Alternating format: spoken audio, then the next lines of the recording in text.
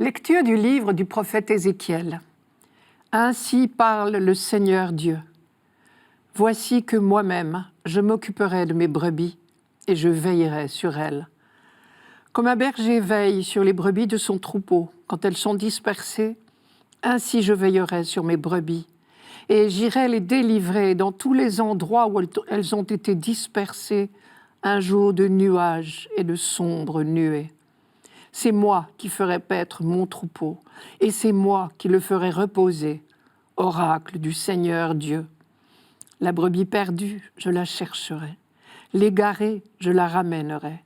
Celle qui est blessée, je la panserai. Celle qui est malade, je lui rendrai des forces.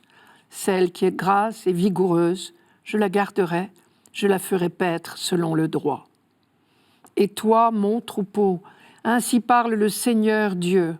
Voici que je vais juger entre brebis et brebis, entre les béliers et les boucs. Imaginez un troupeau de brebis en transhumance et une épaisse nappe de brouillard qui s'abat sur les prés. Si le berger n'est pas attentif, ce qui était un troupeau n'en sera bientôt plus un. Les brebis mal guidées vont se perdre l'une après l'autre.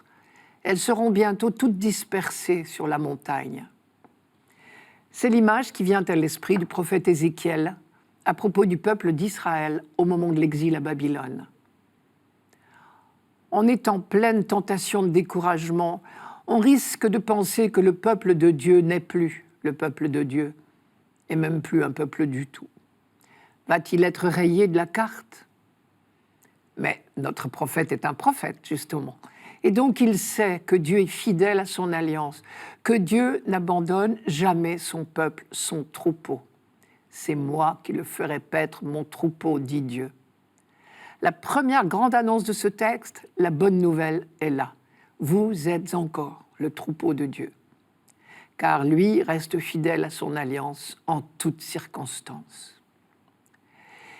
Deuxième bonne nouvelle, qui en découle aussitôt, Dieu va vous rassembler et vous ramener sur votre pâturage. Je veillerai sur mes brebis et j'irai les délivrer. Dans tous les endroits où elles ont été dispersées, un jour de nuages et de sombres nuées. Ézéchiel ne vise pas ici la venue du Messie. Une promesse d'avenir très lointain, reportée à la fin du monde, n'aurait dynamisé personne. Il pense d'abord à l'avenir proche. Il annonce la fin de l'exil à Babylone et le retour au pays. Pour quand cette promesse, Ézéchiel ne le dit pas. Il ne sait pas le dire de manière précise, mais il sait que cela arrivera certainement. Votre pâturage, c'est Jérusalem, bien sûr, et la terre promise. Les endroits où elles ont été dispersées, c'est Babylone, loin du pâturage natal. Suit cette évocation magnifique de la sollicitude du berger. Comme un berger veille sur les brebis de son troupeau, ainsi je veillerai sur mes brebis.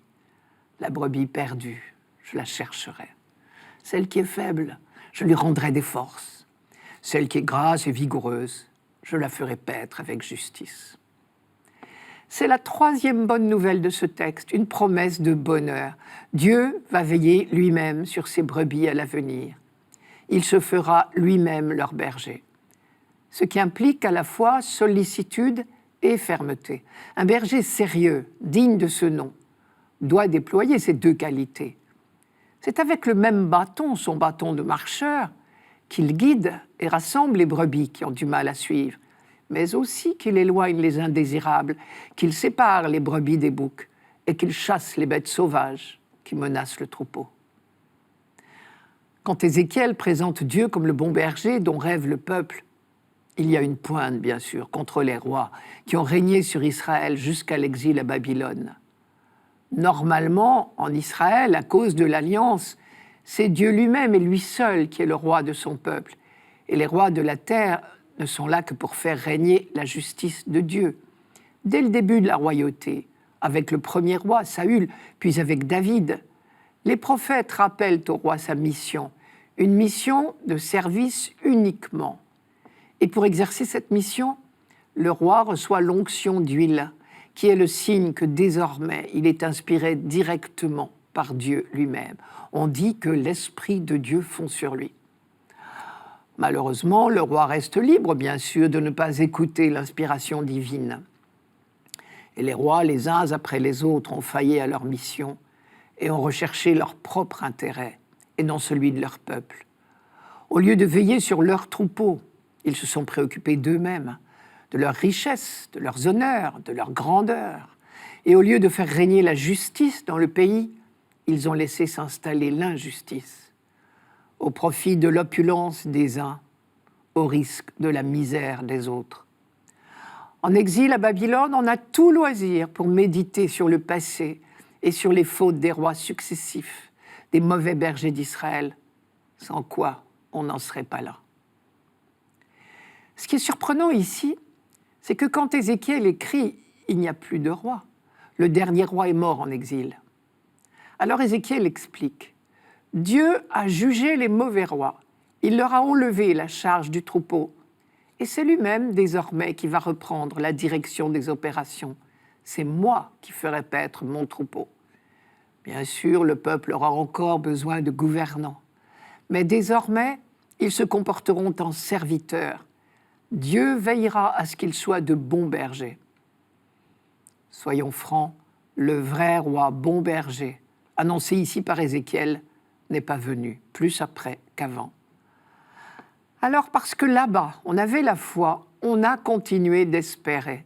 Un jour, sûrement, il viendra, ce roi idéal, celui qu'on appelle le Messie, qui doit siéger sur le trône de David.